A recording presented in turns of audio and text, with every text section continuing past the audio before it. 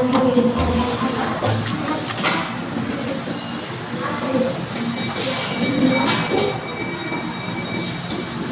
আমাকে ডেকেছো?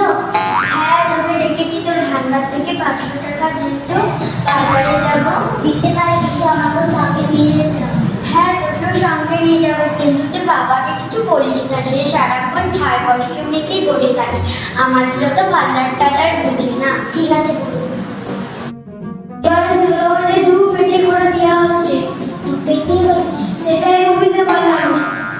তোর অত শত বুঝে কোনো লাভ নেই। তুই যত জানবি সবার মনে ততই গন্ডা লাগাবি। যা, তুই মহিষাসুরকে ডেকে নিয়ে আয় তো, কোথায় আছে।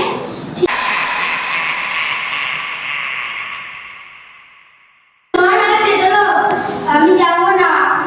না গেলে মা বাবা বলবে। আমি নিজে যাবো, তোরা প্রত্যেক বছর ফুর্তি করবি। আমি যাবো না। যা, যেতে হবে। চলো চলো।